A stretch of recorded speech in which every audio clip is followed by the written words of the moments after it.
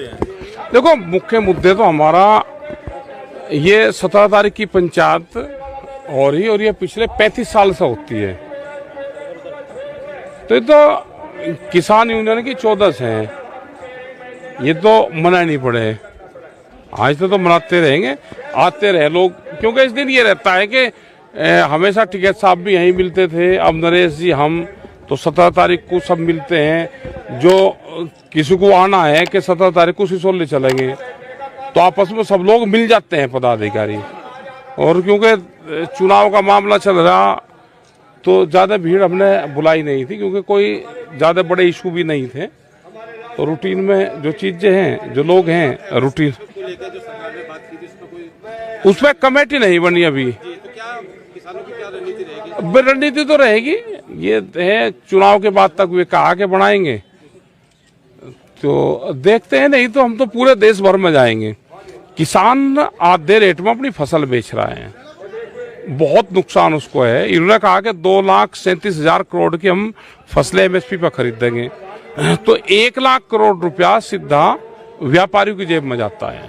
ये जो राष्ट्रीय किसान मोर्चा की बैठक उसमें तय हो जाए कि हम हराने की बात करेंगे, रथ भी निकला, उसको लेकर क्या ना हमारे उससे कौन हार जीत रहा। हम कहीं को हमारी तो भाई एक वोट है दे ले। तो हमने कहा कि 13 महीने आंदोलन चला के जिसको जहां वोट देने दे लगा, आधे रेट में फसल बेच के उसको क्या करना है दे लगा।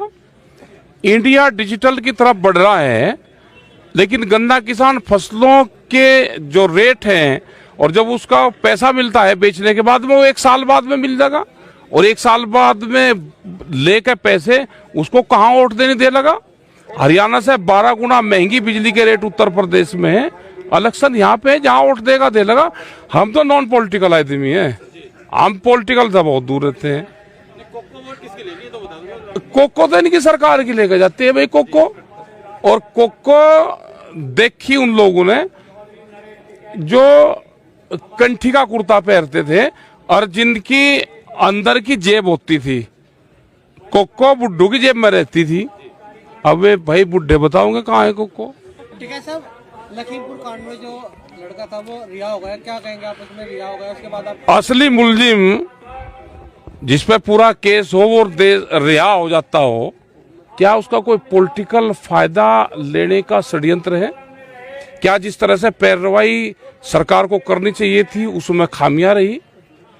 कोर्ट का हम पूरा सम्मान करते हैं, लेकिन जो खामियां रही वो पूर्ण रूप से सरकारों की मिलीभगत से ये हुआ है।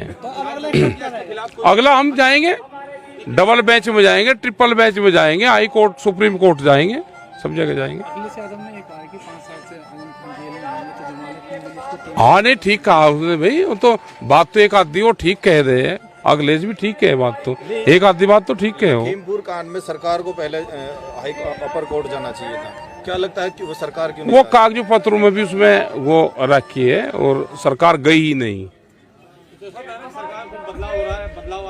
हमें नहीं पता भाई बदलाव, मैं तो आंदोलन के आदमी, सरकार ए आओ सरकार बी आओ, सरकार कोई आओ, तो हमें बुलडोजर की बात कही जा रही है कि अपराधियों में बुलडोजर चलाए गए, तो क्या कहेंगे? एक अपराधी को सरकार ही छुड़ा रही है ना, सरकार का तो नहीं अपराधी कोई होता। अपराधी तो दूसरा है, जो वोट ना देता हो वो अपराधी है।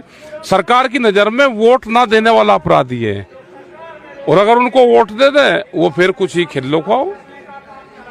देखो सरकार जाएगी जब गिनती पर जाएगी, ये जाके 15,000 वोट लेकर साथ में, और जीत हार का नहीं, 15,000 की इनकी गिनती 15,000 से शुरू होगी।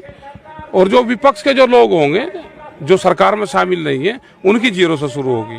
अच्छा, विपक्ष वाले ईवीएम क्या पहरा दे रहे हैं? डर है उन लोगों को? हाँ, देना चाह भाई, अपनी ब्याती भैंस का सब कोई पहरा देना चाह। अगर विपक्ष के प्रत्याशी आपके पास आते हैं कि हमारे साथ धांधली हो सकती है, हमारी मदद करो, तो किस तरह? हम कोई सेना है और हम मदद करेंगे? हम सेना है।